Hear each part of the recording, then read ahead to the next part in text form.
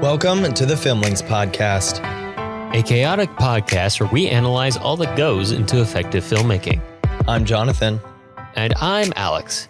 And this is episode 170, an unofficial overview of comedy in American cinema, part 3, The Absurdists. And I have some news. I am completely healthy right now. I feel good, guys. So just so you know, I don't feel miserable. Okay. I just sound absolutely terrible. I got some kind of laryngitis. I don't know what it is, but today's the day to record and we're going to do it. Man, your voice is a little absurd today, Jonathan. It is absurd. And that's what we're talking about. Some might call it a ridiculous or a parody of your original voice. Thank you, Alex, for setting up our 3 comedy concepts that we're going to be talking about today. Hey, that's what you pay me for. Yeah. So regardless how I sound, we're going to be talking about comedy, and we're going to be talking about some insane comedy movies. So yeah, as Alex has subtly slipped in here to the intro, there's 3 concepts that I kind of wanted to throw out here because we're going to see them coming up a lot. We called this the absurdists, which is mostly true in general parlance, but we'll get into the technical details here. So absurdity as a concept has to do with irrationality, unreasonableness, and meaninglessness.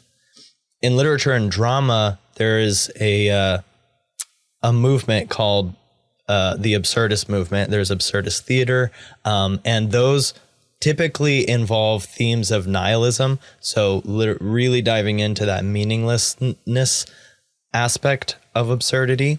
And so we're not going to see that so much in the films that we're looking at today, but just know that like as a movement, absurdity is not always comedic. It's oftentimes quite dramatic, but it just involves a lot of like, what's the point of life? Nothing makes sense in the world, blah, blah, blah. And it can be comedic, but in a less ridiculous way than we're going to see here in a minute. But there is a strain of absurdist comedy, which is also sometimes called surrealist comedy. And that type of comedy is marked by events and behaviors which are highly illogical or involve an extreme juxtaposition and non sequiturs, which is part of irrationality. It's not rational. It doesn't follow from the previous thing. So think Lewis Carroll. Lewis Carroll, Alice in Wonderland kind of is one of the epitomes of absurdity and absurdity for the sake of comedy. And on the lines of comedy, one of the purposes or effects, if you will, is to laugh. And so something which is absurd to make you laugh could be called ridiculous. Ridiculousness has to do with extreme incongruity with the effect of producing laughter. The word ridiculous literally comes from a Latin root meaning laughable. So if it produces laughter in some way, then it's ridiculous. And the ridiculous also has to do, and this will kind of go back to our Aristotle a little bit, but it also has to do with the inferiority of the subject and therefore the implied superiority of the audience. So again, this is like looking down on the characters. These are people that are worse than the audience is.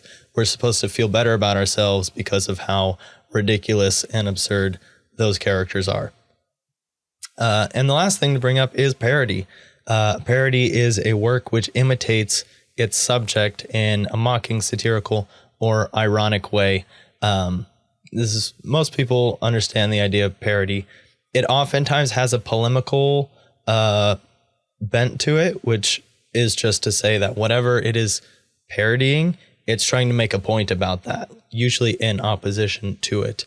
Not always, but oftentimes it's like trying to make a point. So with all of those ideas in mind, we're going to be continuing our discussion of comedy from the last 2 episodes. So we looked at the early comedies from the 20s and 30s that were silent, used a lot of physical comedy, and because they had to, they they didn't really have any verbal comedy to work with. And then into the late 30s through the 50s, we saw the screwball comedies, which were heavily influenced by the production code, which was creating strict guidelines for what couldn't be shown, said, all that kind of stuff. And so it really shaped the way that those comedies were made. And now we're going to see what happens at the end of the 50s into the 60s.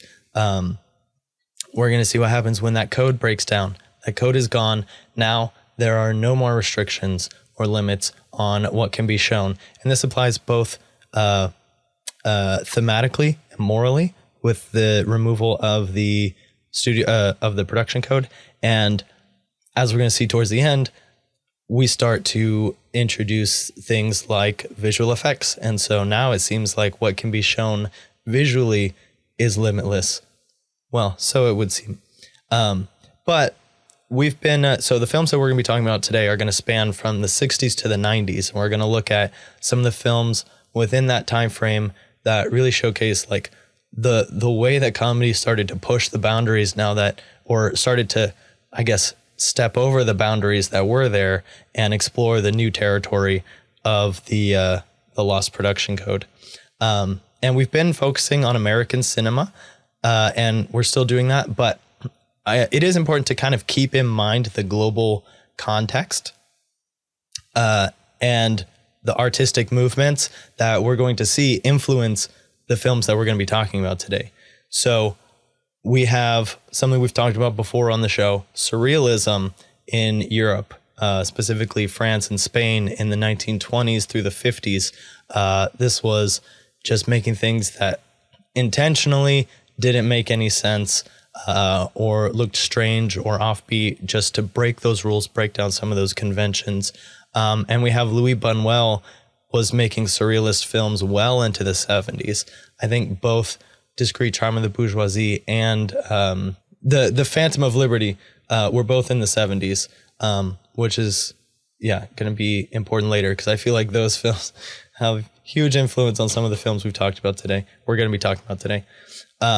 Then there's also, as I mentioned, the theater of the absurd, which took place around really kind of peaked in the 50s, but also a little bit into the 60s. So that was in the air.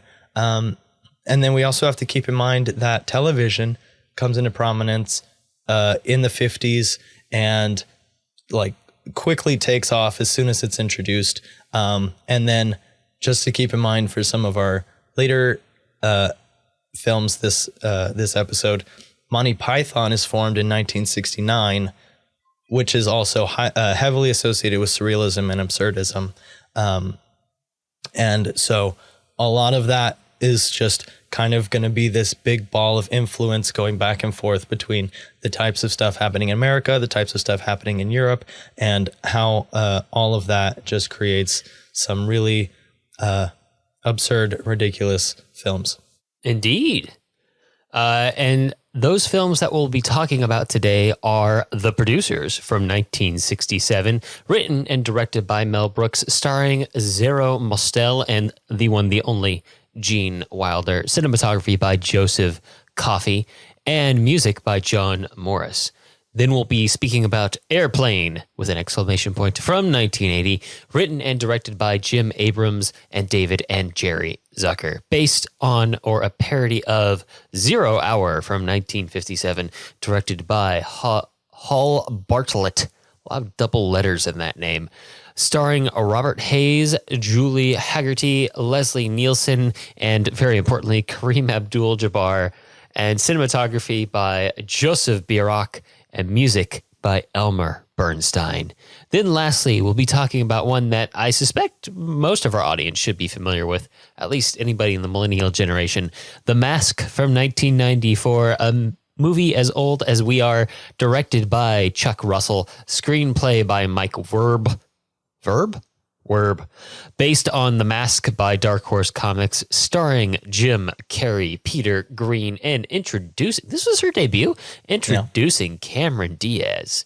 Cinematography by John R. Leonetti, and music by Randy Edelman. All right. With all of that, let's get into the producers from 1967. Jason, set us up. The Producers from 1967. Max Bialystok is a has-been Broadway producer whose once successful career now amounts to seducing wealthy, elderly widows in exchange for money to produce his next play, which may or may not ever happen. One day, the young, nervous, uptight Leo Bloom arrives to audit Max's accounts and finds a $2,000 discrepancy.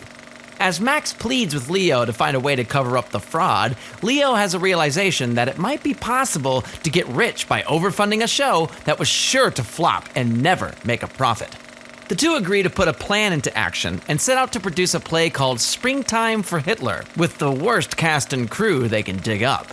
Max also makes the rounds of his elderly patronesses and promises 50% of the profits to each one in exchange for large investments. Everything is set to go right, or rather wrong, except the final piece of the surefire flop, the audience. All right, so this is an interesting one. It's an earlier Mel Brooks movie. Mel Brooks, I think he has a lot of very classic, well-known movies. This is a really good one, but it's not one of like the main ones that gets discussed a whole lot, I think. I feel like it's one of the more critical darlings rather than popular darlings.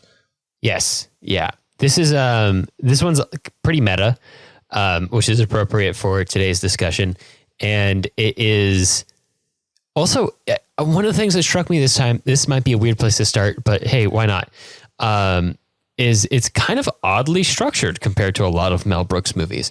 A lot of Mel Brooks movies end up being parodies of other very popular like adventure movies.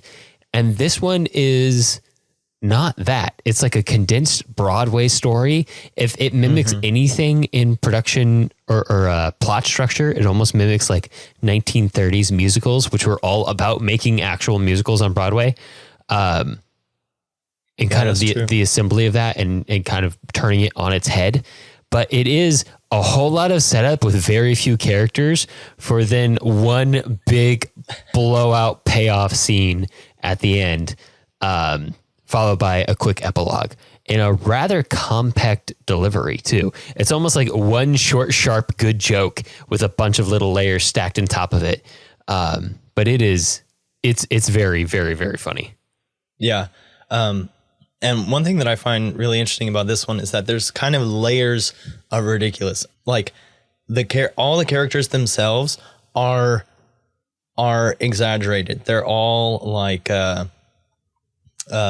caricatures. So Gene Wilder is like he's literally a Linus. He's got a blue blankie that he has to rub on his face when he gets upset, and he screams and he whines and he's like doesn't know how to be an adult. And Zero Mostel is just bigger than life, and he's just always going over the top, being dramatic, and not to mention top character drenched in flop sweat, constantly seducing geriatric widows. Yeah, exactly. So on the surface, the film is ridiculous. And then they go and they do something that they even know is ridiculous. They're going to make a play about Hitler. That's a comedy musical. Actually, it's not even supposed to be. Yeah, it's like a drama. It's not musical. meant to be a comedy. Yeah, it's not meant to be a comedy, but it's not meant to be like necessarily dramatic. It's supposed to be like a hail. It's supposed to be a heil to Hitler. Yeah, they're really, it's a scam. They're trying to create a big enough flop that they can just pocket all of the investment money and claim it as a loss. Yeah, so they know that it's supposed to be ridiculous. And then the extra layer of ridiculousness is that they're expecting this reaction to it as if it were ridiculous, and they get the opposite reaction. So then the reaction to the ridiculousness becomes ridiculous, and it kind of just cycles in on itself. But they all kind of inform the previous layer of ridiculous. The thing that really makes this movie for me is Beatnik Hitler. And I think that's also the character that makes it for the audience. This guy, Dick Shawn, he's like, at first I was like, is this Robin Williams? Because that's what I was thinking. Yeah. I was like, he almost like, I'm curious now I have to go look up more of his stuff because his beatnik bit is like exactly Robin Williams' beatnik bit. Yeah, so I did a brief look up on him, and apparently the thing with Dick Shawn is that he had this very offbeat, out there humor, but it sounds like it was kind of hit or miss. Like sometimes people would go for it and it would work for the piece, and sometimes it wouldn't.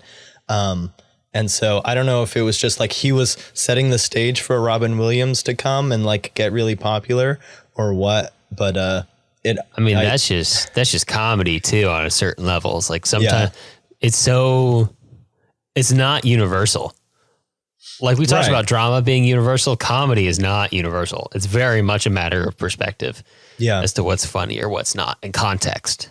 Which is why we're kind of zeroing this series in on American comedy, because really what we're seeing with these changes in the way that American comedy changes is also changes in the way that American culture changes. And we can kind of get into that more in the overall notes. But I do love that it's kind of like an expose on what makes us so bad it's good piece of work, which we've talked about those too. But it's like they try to make something bad that ends up being really good. And we've talked about the types of films where someone tries to make something really good and it ends up being really bad, and then ends up being so bad that it is good. Which is kind of what they do there with the beatnik Hitler who doesn't even understand, and the director who is just historically illiterate, and the whole thing. That's the other thing, is that it is like Zero Mosel and Gene Wilder are kind of headlining this, but it is really kind of a ensemble piece. There are a lot of those big, like, random characters constantly kind of coming in and out of the scenes, and they all have really big presences. Yeah. But only interchangeably. Like it is very much about those two characters. They are the center of the whole thing. Yeah. And then very effectively, Dick Shawn steals the show for a good chunk of it, both within the context of the play being suddenly a hit, and to us as audience members watching the movie of the play, suddenly he's the focus of the whole thing. Yeah. And then, well, we do also have Kenneth Mars as the crazy Nazi with his pigeons. So Kenneth Mars is also in What's Up, Doc? He's I Am Hugh. And apparently he also voices Trident in The Little Mermaid, which is interesting. But he's also super over the top, super ridiculous, always wearing his Nazi helmet and like fawning over Hitler in every scene. And then he's the only one who ends up being super offended by the way that the play turns out. Which there is kind of this part where they skip over all the rehearsals, and you're like, didn't you know what this show was going to be? You've been rehearsing it for weeks, right? Yeah, no, you kind of get the sense that they flaked out really hard on it, and didn't put in the work to it. I mean, maybe they just had like 2 rehearsals. Yeah, I guess the idea is that they pocket as much of the money as possible, so limited rehearsals, if any at all. Yeah. I don't think there is a director. Is there? I think it's just them. They just hire the actors. No. The director is that super flamboyant guy. Oh, that's right.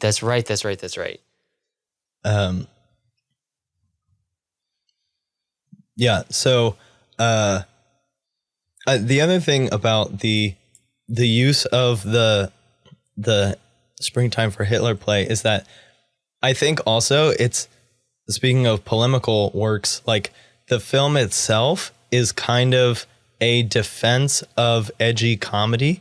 It is kind of a rebuttal of its own potential criticism. So the whole thing is that they want people to be offended. And a lot of times comedians complain that people are too easily offended, and they're not able to make the jokes that they want to make because people take things too seriously, yada, yada, yada. But basically what the film is saying is that satirical comedy and irreverence can be just as effective at showing disapproval as a haughty, rational rejection. So it's like, yes, you can make a play about Hitler that mocks Hitler as comedy, which is just as disapproving of Hitler as like writing a long diatribe or making a heady drama story about it. Yeah. It's an interesting choice because they really did pick something that would send a 1960s audience off the deep end. I mean, plenty of people who would have watched this in theaters would have fought in World War II. Yeah, they're still pretty close. I mean, people involved in the making of the film would have been that close to it. Yeah. And definitely, I mean, like that's just the absurdity within the context of the play. I think people within the context of the movie, you know, you kind of have the advantage of knowing the backstory, knowing the context of what's going on, and seeing something that ought to have gone one way go the totally other way. Yeah. And even then to pull in like an element of dramatic irony as you kind of get in ahead of the main characters on the joke as you see the play become a success before they realize that it's been a success. It is fun that we get to like watch the audience start to get up and leave, and then Hitler comes on stage. Like, so they do the big like opening number, and people are like, what is this? This is an outrage. And then they get up and start leaving, and then Hitler comes on, and he's just being the beatnik buffoon. And then they're like, oh, wait a second. Oh, this is hilarious. And then they all start to trickle back into their seats, and then they just slowly escalate to riotous laughter. Yeah, I like it too because the setup is that the payoff will be the audience's reaction. And right, our main character is expected to be negative, but they play with it, kind of like what you're saying. Like there's a tension to the reveal, and it's not a straightforward reaction. Like it goes back and forth. It starts off negative, slowly turns around, and then becomes radically positive. And it creates like this nice little arc to the reaction that makes it far more interesting than it would have been had they had just one reaction off the bat. So yeah, and this is also kind of, I feel like this film falls in the tradition of, there is some good verbal comedy, but I feel like this is very much more in the slapstick kind of a camp. It's not so over the top with the physical comedy because most of the actors here are not like athletes on the level of Buster Keaton or Charlie Chaplin, but there's a lot of, I mean, we start the film with Zero Mostel like crawling around on the ground to seduce this 80, 90-year-old lady. And there are some of the comedy scenes that are almost completely silent, like when they're tiptoeing away from the dynamite. So there's a lot of that. And then also just the inclusion of the seriousness of Hitler and stuff also even calls back to something like The Great Dictator, which is kind of that comedy parody, rebuttal kind of a thing. And I think it's also kind of important to mention that through all of this, like the whole point of like being able to make fun of Hitler, make fun of World War II and the Nazis and stuff like that, throughout all of this, there are zero anti-Semitic jokes. And also, basically every single person involved with this film was of Jewish descent, which kind of adds a whole extra layer to the comedy and the importance of it. I know Mel Brooks, Zero Mostel, who's famous for playing Tevye in Fiddler on the Roof, Gene Wilder, even Dick Shawn is from a Jewish family.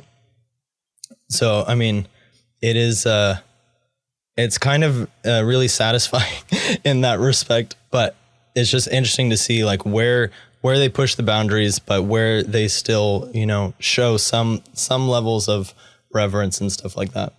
Yeah.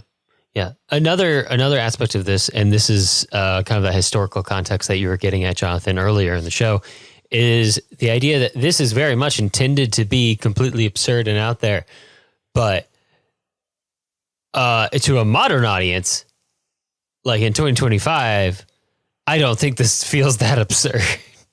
Yeah. Like I think especially having grown up like through like the edgy internet era of humor, like seeing someone put something on like this and be like, oh yeah, you're trying to be edgy. And you know, if you pulled it off like cleverly enough, it could find a good reception. And I think this is definitely a clever enough movie to find a good reception with a modern audience for those of us who choose to watch it. Yeah. But I mean, you've got, we are seeing kind of a progression, but we're going to see the progression go farther. And so we have where we saw Marilyn Monroe be Marilyn Monroe in Some Like It Hot.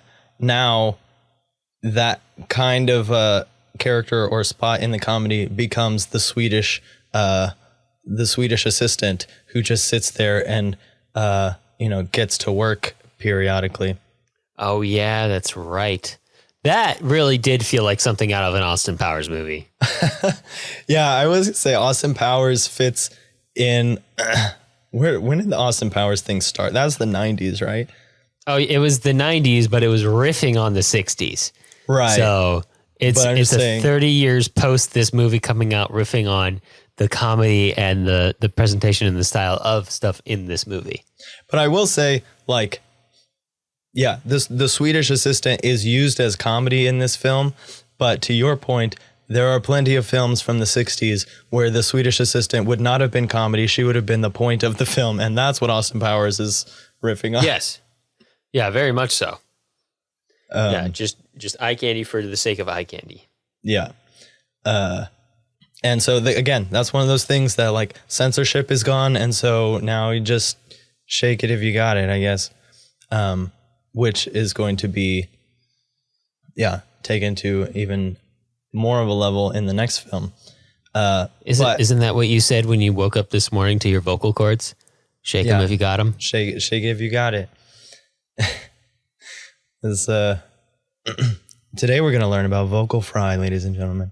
Okay, I do want to talk about the ending because the film is so over the top, and then it like brings in this really like, it tries to go this super heartfelt, sweet ending, and like throws in another theme that's kind of like halfway been the theme the whole time, but not really because it's too ensemble. But Gene Wilder has his whole monologue in the courtroom about how Zero Mostel helped him learn to see life and get out of his little Linus bubble, which was kind of great. Like the whole aspect of Gene Wilder being like this sheltered shut-in and then eventually kind of branching out of that is adds this level of exuberance to the film and this liveliness that pretty much only Gene Wilder could have brought to it. Like he is so over the top, but it's hilarious when he's like at his highs and his lows in the film, whether he's screaming that he's hysterical or he's dancing around on the fountain for his newfound excitement for life. I think that adds and then that's kind of the way that they end the film, with him doing this whole monologue, and that's kind of a sweet touch to it in an otherwise completely ridiculous story. Hey man, there's crazier stuff out there. Speaking of which, Airplane. Jason, take it away. Airplane from 1980. After a dramatic breakup, traumatized ex-fighter pilot turned taxi driver Ted Stryker follows his stewardess girlfriend Elaine Dickinson onto her next flight in hopes of winning her back. After the in-flight meal is served, several passengers and the entire flight crew become seriously ill. With the plane now in the hands of a flagging autopilot, Ted has to take the controls and take orders from his former commanding officer, Rex Kramer, in the control tower to help him land the unfamiliar commercial aircraft. Elaine, Kramer, Dr. Rumack, and air traffic control must all band together to help Ted overcome his fear of flying and his fixation on the past to safely land the plane in increasingly perilous weather conditions. So in my mind, The Producers was very much along the lines of the physical comedy, and Airplane is very much along the lines of the quick-witted screwball comedies, except now every single character is Groucho Marx. Yeah, a little bit. And I think this is maybe an important context for part of what makes Airplane, and part of what explains its humor, and it harkens back to what you were talking about with TV earlier, Jonathan. But in the 1970s is when 1974, 1975, it was the debut of one SNL on American television. Yeah. The introduction of the over-the-top, absurd, practical, or like prop, humor-heavy, quick-witted, sometimes just almost stupid skit comedy that became suddenly very mainstream in America. And I think there's elements to that concept here in Airplane as well, in terms of how the overall structure of the movie and how it's kind of broken up. There's a main plot, but there's also a lot of time in between where we just see very absurd characters interact in very absurd scenarios in almost miniature skits that pertain to the goings on of the main plot, but don't necessarily have much to do with it besides happening next to it. Yeah, so I had it'd been several years since I watched this, and I honestly completely forgot about the actual plot, and it had more of a plot than I remembered it having, just because there's so many jokes packed into this thing that are completely irrelevant to what's actually going on. But I also did not realize until I was looking it up for this episode that it's a straight parody of this film called 0 Hour, about this flight crew who half the passengers and crew on the ship get really sick and are out of commission, and this one guy with like PTSD from the war has to fly and land the plane, and Sterling Hayden is the guy yelling at him from the control tower and all that stuff, and so it feels like they just took this like really kind of blasé drama film and just used it as this pegboard to hang a bunch of like ridiculousness, because there are like points where we leave the plot for so long. Like that disco scene is like 15 minutes. I don't even know how long it is, but it feels so long. Oh gosh, that's right. Yeah, no, sometimes I straight up forgot what movie I was watching. Yeah. Like there's just a complete disassociation, or the subsequent living with the village scene. Yes, which I can't tell if that some of those asides were direct parodies of other films. Like I'm pretty sure the disco was Saturday Night Fever. I don't know, Jonathan, and I'll tell you why. Oh, never mind. Sorry. Yeah, it was written for Saturday Night Fever. Somebody was telling me that the Bee Gees song was written for Airplane and then used in Saturday Night Fever. But it makes much more sense that it was written for Saturday Night Fever and then used in Airplane, especially considering Saturday Night Fever came out in 1977. Yeah, there you go. But so that would have been song, fresh. So it's a little faster. It would have been fresh on the mind. It would have only been 3 years old by the time Airplane comes out. It would have been hit stuff, man. Yeah. Top 40. It would have been on everybody's Spotify year in review in 1977 and 1980. Oh gosh. Yeah, so I think what we're seeing here is Airplane is kind of like a pinnacle in my mind of the absurd comedy where the plot doesn't matter. Like in The Producers, we had a decent plot that we could actually follow. Here, we technically have a plot, but it is just there to keep the movie kind of trucking along. And really what it also does is that taking a film that is set on an airplane is genius because you have this ensemble, and you have an ensemble of all different kinds of people, which is part of the joke of the whole film, is how many different like stereotypes and just like, you know, like they'll take pot shots at anybody in this film. Yeah, I was going to say everybody's catching strays in this one. Yeah. Which kind of makes it like more, it makes it less, because it's not directed, because it's just making fun of everybody, it doesn't come across as offensive. Like maybe like the first time you encounter some of these characters you would be, but because everybody's catching strays, it really evens it out. And you're like, oh, it's not prejudice. It's just over the top humor for the sake of over the top humor. Yeah. And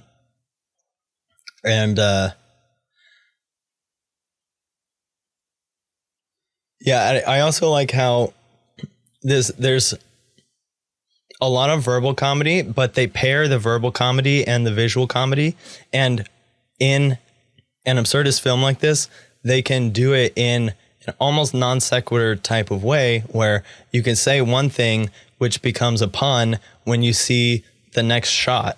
And so they'll just like say something.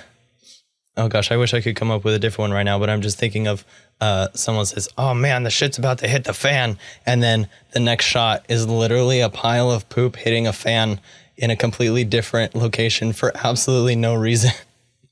And so I don't know if it's technically non sequitur because they said those words, but it's basically non sequitur because that should not have been in that scene. I'm trying to think of what my favorite scene of this movie is. I mean, they're all really funny. What's your favorite joke in the film? Okay, this is one that I quote constantly, especially with my dog around because she genuinely has one. But that's when my drinking problem started. Yes. That's so good. Is constantly one because my dog always, every time she takes a drink of water, and I don't think this is uncommon for dogs either, but she drinks and then she immediately goes bleh, and spits out some of the water. I'm like, oh, you still have that drinking problem, huh? And she just looks at me like it wasn't funny the first time, and it's not funny the millionth time, Dad. Yeah, I had almost forgot about that joke, and so when he splashed that cup on his face, I almost died.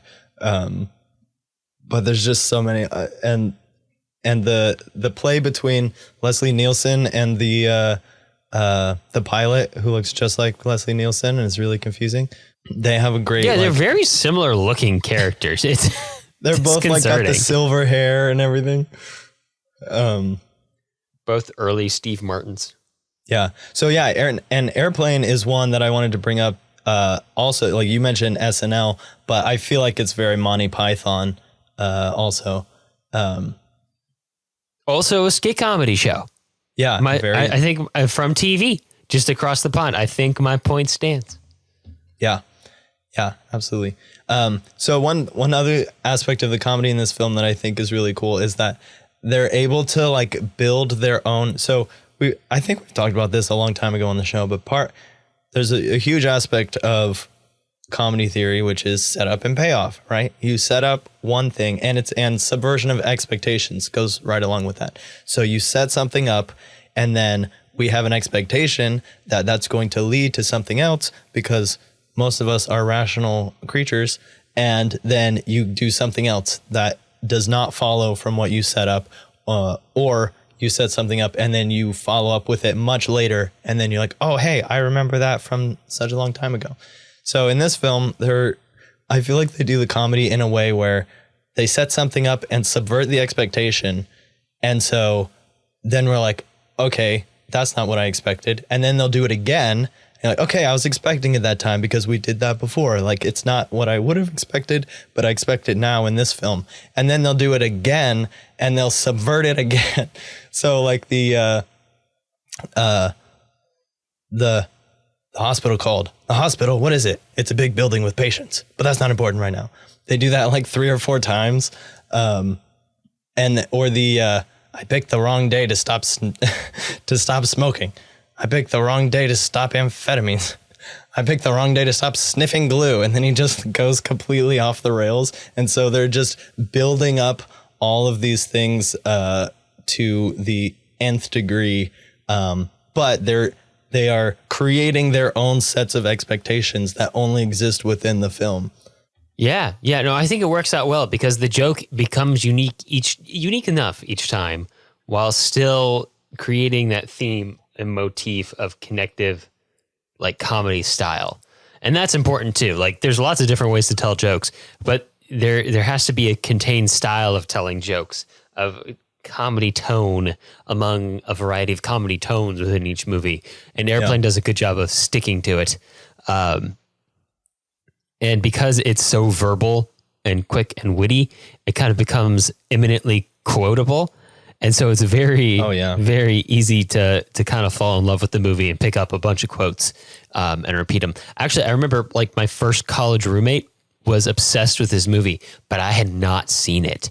So he spent like the first semester of college quoting this movie to me, and just randomly as well, just like throughout the day.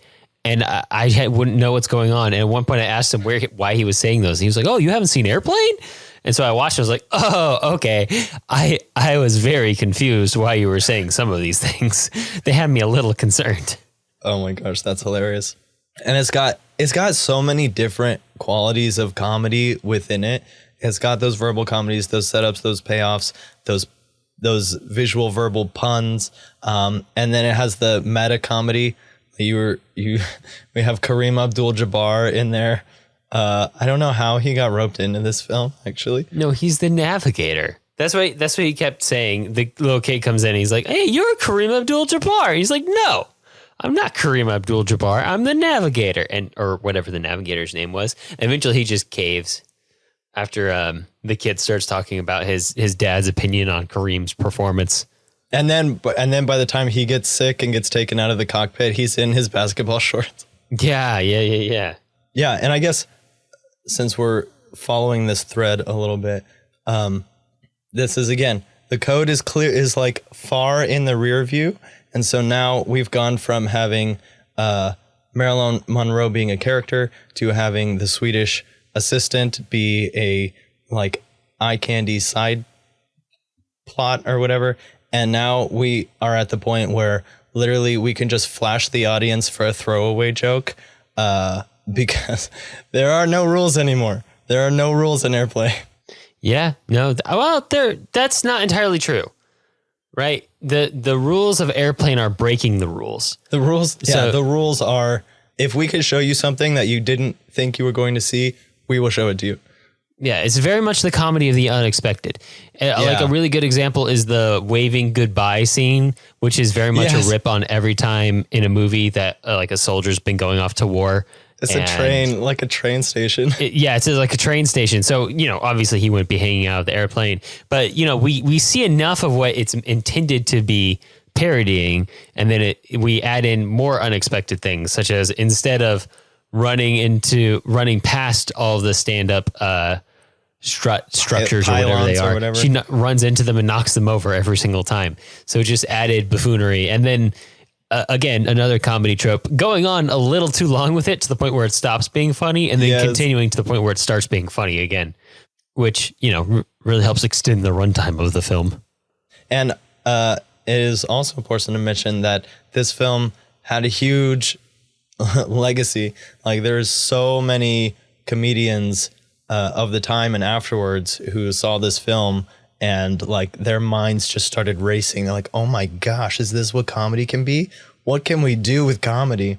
And so, this is even going to carry over into influencing some of the big comedians of the next generation, like Jim Carrey. Take it away, Jason. The Mask, 1994.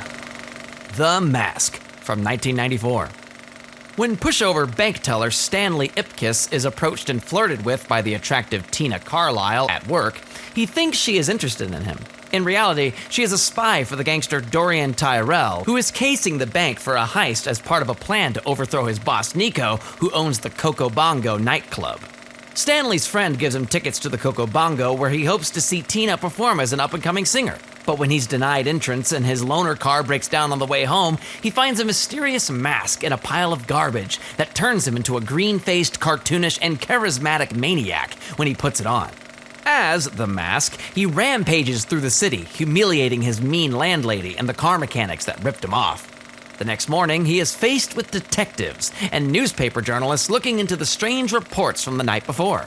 Now torn between hiding his identity and using the mask to win over Tina, Stanley realizes that the crazy personality of the mask is becoming part of his own personality.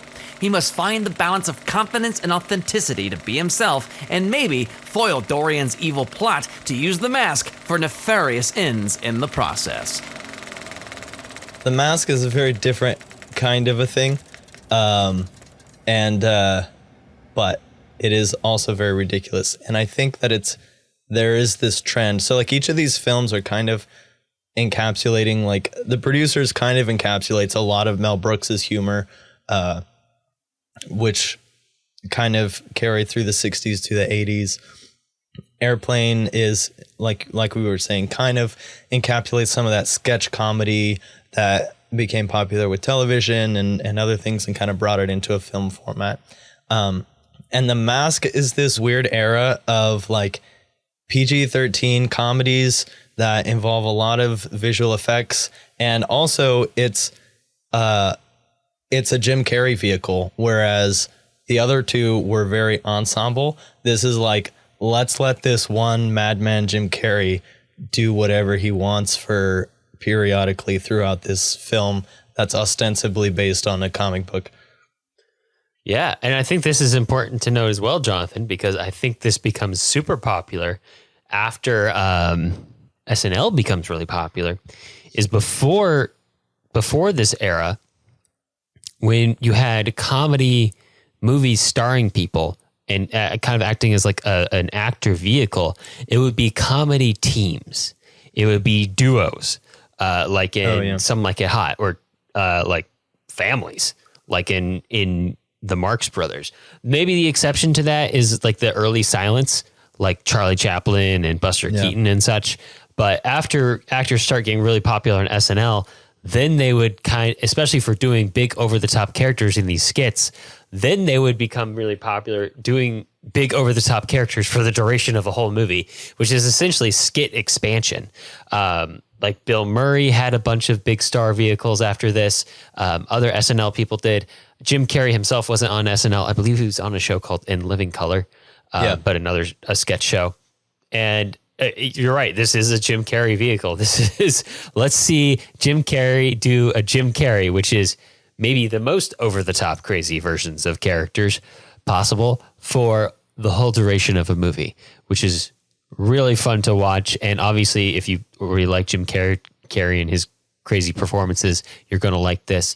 But what I really like about this movie is it kind of fuses that idea that the comedy is really going to come from the performance more than anything else, more than like the crazy setup, and then uses that to build in a really nice story into it as well, which we don't really have a lot of character growth and development in the other two.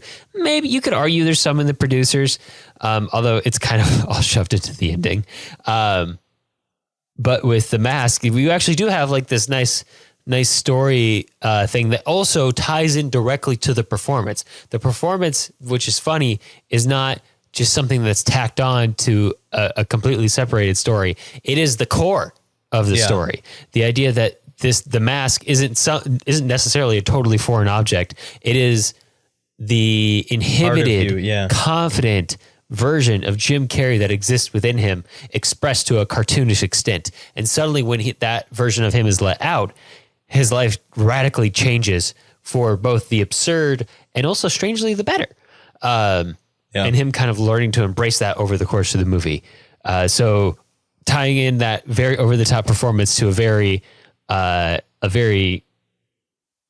nice, relevant story is a nice touch. And I will say, even though this isn't the Jim Carrey episode, is a very classic Jim Carrey movie thing to do. If you think about something like Yes Man, or was it Bruce Almighty that he's in? Yeah, Bruce Almighty. Yeah. It kind of has not too dissimilar setups. Yeah, and so I will say too that this is his second breakout film. Ace Ventura came out the same year, but a little earlier, and I think that was basically his first big like leading role. And so Jim Carrey's still pretty new, and most of the reviews, like I think Siskel and Ebert said that this was a better like showcase of Jim Carrey than Ace Ventura because it actually does have more of a plot. But yeah, all that to say is this is Jim Carrey's like audition reel into superstardom, basically. And another thing that is very popular with Jim Carrey comes a little bit from the sketch comedy world. And what was big on sketch comedy and SNL and stuff like that and I know Jim Carrey did a lot of this early in his career, is impressions, which is a form of parody in itself. But that's a lot of what goes into Jim Carrey's performance here is impressions of other things. And I meant to bring this up in Airplane because Airplane is parody of a specific film, but also uses parody within the comedy. So like the very first shot of Airplane with the clouds, and then the Jaws theme starts playing, and you see the fin of the airplane going back and forth in the clouds like a shark. I think it's interesting that around this time, again, tracing the culture of America, we had the American New Wave, and then the 80s starts to see the blockbuster boom. And so what's interesting about the blockbusters and stuff like that is that these films literally they became box office hits. They became these blockbusters. So everyone was familiar with them. They got super popular. And so everyone was familiar with them. So you can make jokes on something that everyone knows about. And so parody starts to become more incorporated into the comedy at this point because there's more like easy targets, things that you're pretty sure most people who are watching this film have also seen this other film. And then that along with like merchandising and stuff like that. I mean, parody is a form of reference. Merchandising is a form of referencing like, hey, I know this thing. I know that thing. This is funny because I know that thing. Or I'm going to buy this t-shirt because it shows people that I know this thing. All of that referentiality creates the beginnings of pop culture, which is something that we still see carrying on to today. But all that to say, Jim Carrey uses impressions of all kinds of things. He impersonates everyone from Clint Eastwood to Desi Arnaz in this film. Oh yeah, he goes all over the place. Speaking of like Robin Williams type rapid fire impressions. Yeah, very much like The Genie, which had come out 2 years before. The Genie was Robin Williams' version of just doing it. The Genie is like The Mask, but in animated form. Another aspect of the comedy of The Mask is that it is blatantly and directly influenced by cartoons, which I didn't realize how much of a part of the actual internal plot of the film that was going to be. Yeah, no, he has Bugs Bunny powers. He very much is like like his inner self that comes out with the mask. Yeah, is very much Bugs Bunny if Bugs Bunny was doing cocaine. Like that is the vibe. Yeah, he has that Tasmanian devil pillow, and then he does that spinning thing every time he puts the mask on. Yeah, his superpowers are literally just cartoon powers. Yeah, he has the Groucho Marx coat, or the Harpo Marx coat, rather, where he can pull anything out of it. It just goes on forever. Again, very Looney Tunes, very Bugs Bunny. And because of the era, very Animaniacs. Yes, Animaniacs. That's right. And Alex, it's been a while since we had a superhero film on the podcast.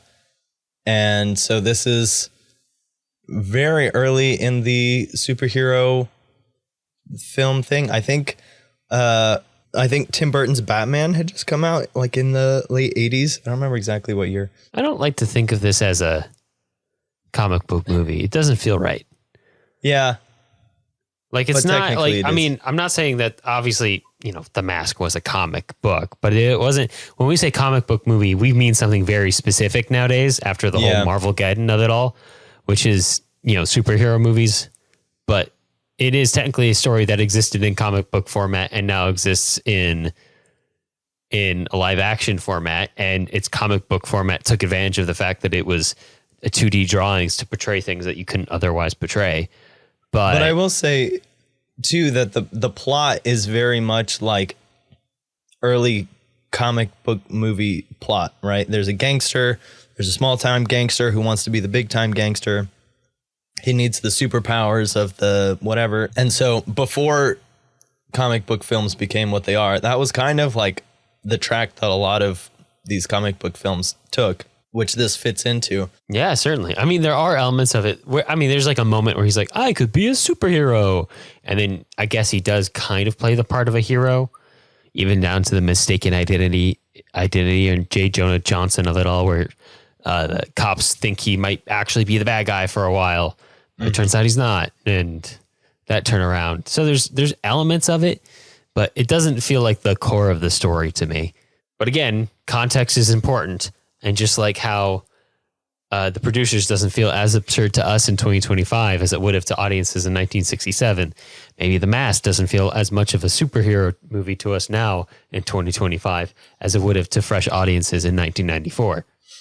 Right. I will say it's kind of insane how popular this movie got, though. I mean, it's one of those things where it took me a while to watch this movie. I didn't see this as a kid. Yeah, I had not watched it until we just watched it for this show. Yeah. Like, I think I saw it a few years ago, and then I watched it again for the show. But it's not, it's something I remember a lot of people talking about and quoting, but not something that I ever actually watched, which was surprising because it was everywhere. Yeah. Yeah, I definitely knew of it. But yeah, this film apparently is credited with like being a big influence on the resurgence of swing music in pop culture. And, you know, like a lot of people watched it. I thought it was really interesting because it's not really a kid's movie. I think it does fit squarely in that, like, it's PG-13. It's definitely like this preteen teen kind of movie. I mean, even down to the plot of the nerdy guy gets the hot girl at the end. Like, it is squarely in this target audience of kids who, you know, maybe are not going to see like super R like gory films, but it gives them enough comedy and action and wish fulfillment to get really popular. I could see that. I mean, there is, and I think I've realized this more and more, but with most movies, part of me hesitates to say all, but maybe not for the reasons most people would think, but almost all movies have an element of wish fulfillment in them. Yeah. And I really believe that. And not even like, I mean, obviously this is a good wish fulfillment, but, you know, it might be tempting to say, oh, what about horror movies? You don't wish to be involved in that, do you? I'm like, I don't know. Have you seen how masochistic people can be? Like, you can definitely wish some element of it, but also know that it would actually be dangerous. So you experience it vicariously through the movie. Just like maybe, you know, you could never, ever get with a woman as attractive as Cameron Diaz. Wow, I just butchered her name. But you can experience it vicariously through The Mask. So there you go. Yeah. Oh yeah.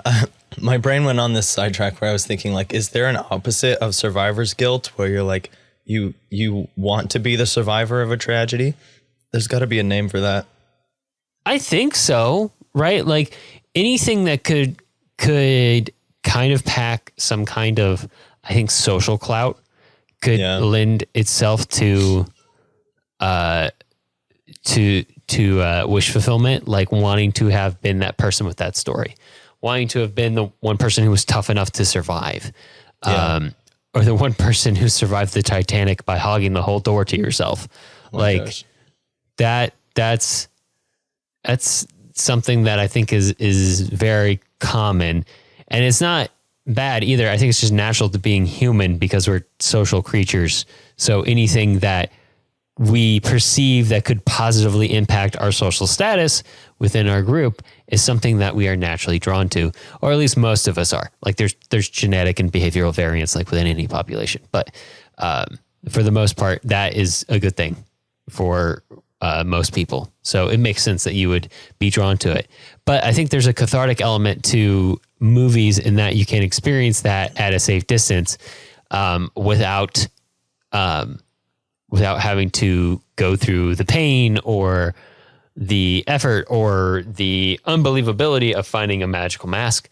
And then there's an added benefit in that you can share that experience with other people by talking about it and quoting it and referencing it. And man, shared social cues like referencing movie quotes, my gosh, that's literally social currency. Like don't underestimate it. Being able to quote something with somebody else makes such a world of difference. It represents a shared experience and bonds you to another person.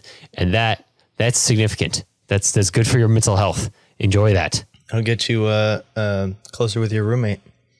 Yeah, there you go. You'll finally understand your roommate's references in college. Yeah. I mean, there you go. That's your homework. If you're in college and you're listening to this, 1, hello, I am also in college, but I'm an old man. 2, go watch Airplane with your roommate. And I'm curious to know what you think of it. So I don't know, respond in the Discord or something. Tell me what you think of it. Respond to the YouTube comments. Tell me what you think of it. Do you find it offensive? Do you find it funny? I want to know. All right, Alex is pleading now. I'm begging. All right, Alex, how do we feel about the extensive use of visual effects in this film? Honestly, pretty good. Like it works within the context of the movie because while it's not the most seamless thing in the world, it's meant to be like a cartoon existing at the same time as our world does. So it works. Like it feels extra rubbery, but yeah, so do the sound effects. That's kind of the point. So does Jim Carrey's expressions. Yeah. That man is made of rubber, and I will not be convinced otherwise. I think I saw a quote on the Wikipedia that like the VFX team, they wanted to basically model whatever they were doing with the actor. And they were like, you saved like $1 million of VFX work by hiring Jim Carrey because he did most of it himself with his face. But yeah, I think it does work because the effects are not great, but they do fit. Like if you done something like this in Tim Burton's Batman, it would be a very different kind of story. But the fact that the cartoons are incorporated into the story and the fact that, it is just so over the top and bouncy and rubbery kind of just makes it work. There were a few times that it was really off-putting. I do not like the look of the dog's face when he puts on the mask, but for the most part, it worked surprisingly well. But I kept thinking it was like the visual effects themselves were kind of nostalgic to me because I remember growing up with so many films where the VFX looked kind of like that. There are so many films too that I was thinking it's there halfway to be an actor vehicle and halfway to be a VFX vehicle. Right. So I don't know. There's just like a series of films in my mind that fit into this kind of a category of what The Mask is, this PG-13 kind of comedy with a lot of visual effects and an over-the-top actor. So like even going back to Pee-wee's Big Adventure, Who Framed Roger Rabbit, The Santa Claus, Flubber, Inspector Gadget, Bruce Almighty, like you mentioned, even up to Night at the Museum from the early 2000s. It kind of fits in this whole, and that's kind of the point, is The Mask is supposed to kind of encapsulate this era, this type of comedy from this period between like the 80s and the 2000s. Yeah. Yeah. And it is one of the first ones we've looked at that is aimed more towards a younger audience. We haven't looked at too many of those. Most of them have been fairly adult themed. That is true. That is fair. Definitely like the 70s and 80s saw the rise of the teenager as a concept. Yeah. Shopping malls, etc. But I think even then, like something like Airplane would have been geared towards like teenagers who liked edgy adult humor. Yeah. Or adults who liked edgy teenager humor. So something like The Mask is definitely, it's very PG, maybe PG-13. I don't know. There's a lot of shooting. It is technically PG-13. I gotcha. But yeah, no, it definitely is a lot more kid friendly for sure. This is something that I could see young kids watching and enjoying and not being terrified of. Yeah. And finding funny. Yeah, where like Airplane feels like mid to late teens would feel like, hey, I got to see Airplane. Airplane's got all these funny, edgy adult jokes in it.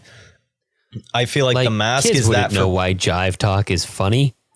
Yeah, I mean, feel like The Mask is most teenagers today wouldn't know what jive means unless you're studied in the history of euphonics. But yeah. But I feel like The Mask is that for preteens. It's like a little edgier towards like the older teen group, but preteens are like, oh my gosh, I saw The Mask. I don't know, because I was just born when it came out. All right, Alex, with that, let's move on to overall notes. So we're seeing the breakdown in the code. and general rules of breaking down general rules of storytelling and comedy in cinema, which is another way of saying that the possibilities have expanded. Introduction of VFX is an expansion of possibilities, even when the reach for those possibilities sometimes outstretches the capabilities of the technology. But I do think it's interesting that basically infinite possibility or lack of constraint is one of the definitions of chaos, essentially, which is very much a word I would use to describe all three of these films. And so there's a comedy and chaos is what we're seeing here. Comedy and chaos. Jonathan, if you knew the work week that I had just finished, you would be laughing from how chaotic it was. I might be. But I do think that is relevant, Jonathan, because sometimes, actually, most of the time, life doesn't actually make sense. So I think there's something that's almost more true about the way these movies function than the way most movies function, at least from a plot perspective. Most movies have a very neat and tidy plot that's put together for the benefit of the story to show a very structured and reliable and understandable growth from a character that's set to face a very understandable set of challenges that grow in toughness and then shape them into the person that they needed to become. And we could have seen at the beginning of the story, but that's definitely not how life works. Maybe in retrospect, we can kind of project something that resembles the 3-act structure onto our lives or chapters of our lives. But in forward, which is how life is lived, it feels more like an absurd comedy most of the times. Things happen randomly. Things are non sequitur. You draw connections between things you wouldn't have understood otherwise. And sometimes things are just so crazy and make so little sense that you have nothing else to do but laugh. Now, obviously, you didn't pull a mask out of the river and turn into a cartoon Jim Carrey, but sometimes something crazy happens and doesn't fit into the plot that your life otherwise would have been formed around. So I think there's something that's almost cathartic in experiencing movies that are like that and aren't so neat and tidy. Yeah, exactly. I actually forgot to mention something that I really wanted to bring up in terms of the context, the global context of comedy, which is that there's a very important film that came out in 1939 called The Rules of the Game. Oh, The Rules of the Game. Which is a very film buffy movie, but it was kind of a big international hit and very, very influential in terms of non sequitur, completely absurd comedic films. That was Renoir, I believe. Yes, if you want to know what it feels like to be a rich person with enough money to have a weekend-long party, go watch The Rules of the Game. Wasn't there a bear just walking around with, like, random scenes? Yeah, it gets totally random. There is a built-in irony to The Rules of the Game in the idea that it's called The Rules of the Game, and the rules are broken constantly. Yeah. Okay. I mean, I guess I should give it some leeway. It doesn't say the rules of the game will be followed. It could very much as mean the rules of the game will be broken. It just states that there are rules, not how those rules will be treated. Yes. Okay, there we go. We had to throw in the film buffy French film, but I do think that that's an important milestone in comedy filmmaking. Yeah, and I think we're still seeing these threads of the physical slapstick and the verbal comedy, and I think it's really interesting to just watch how those threads mix and intermingle, in different periods and in different genres and subgenres, kind of one will take precedence over the other, which I think we're still going to see in some of the next couple episodes. And again, we're tracing those social norms. We're seeing the breakdown in what you can show. The producers is talking about, how we use comedy to make social commentary. Airplane is showing what parody can be and how we can do that kind of referentialism. The Mask is showing similar things, but geared towards a younger audience. and it's also involving a lot of the new VFX technologies and stuff like that, which are coming up. And also it's kind of heralding the comic book craze that will be coming out in the next decade or so. So we really are, I feel like with comedy films tracing the culture through the way that they make fun of the things that are held important, and they kind of show us what's important in a culture by contrast. Contrast is very important. How do you know what's absurd if you don't know what's normal? Exactly. All right, Jonathan. Well, next time on the podcast, we will be talking about more comedies, but not necessarily absurd ones. We'll be talking about comedies for stoners, about stoners, probably by stoners, although we can't prove it in a court of law. We'll be talking about Is Bill about and Ted's, stoners and for stoners the same thing? Or do stoners not want to watch stoner comedies? I think that something like The Room could be considered for stoners, but it's not necessarily about stoners. Right. There's a whole realm out there of like kids comedy content that works really well if you've had an edible in the past hour, and is not necessarily about characters who have also had an edible in the past hour. But I digress. Next time on the episode, we'll be talking about Bill and Ted's Excellent Adventure from 1989, The Big Lebowski from 1998, dude, and finally, The Hangover from 2009, a movie that when it came out, I liked way too much. Which, fun fact, I still have not seen. Really?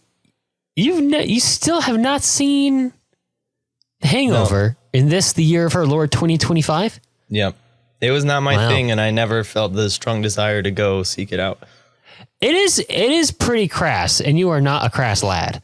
Yeah. So that's going to make the next episode really fun. That's understandable. But yeah, there's also at least two others, maybe more. I don't know. I've only ever seen the first one. The other two kind of felt like just repeats in different locations, kind of like how and from what I can tell, went through a phase. I feel like Bridesmaids, and there was a whole like genre of films that was basically there was.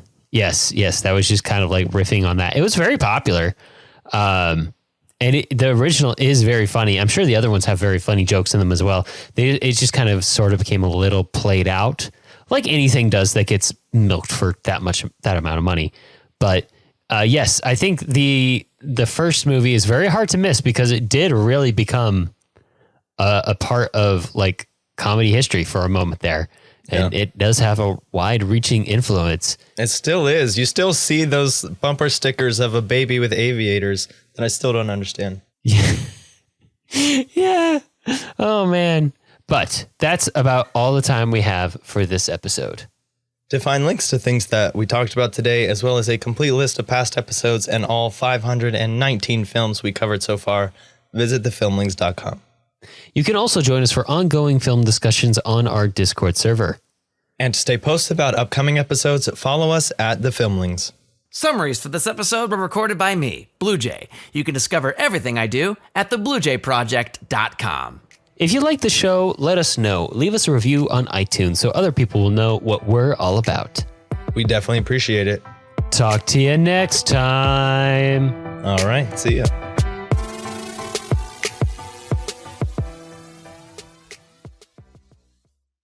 You didn't go see this immediately after your birth, Jonathan. No. What month did it come out? Some Jim Carrey fan you are. Oh, it came out July 28th. Neither of us were. I would have been 7 days old. Yeah, 7. Oh yeah, you're 7 days old. I'll ask my mom if that's what she was doing a week after I was born. Do we go see Jim Carrey's The Mask in theaters? Yes, we got kicked out because you were screaming.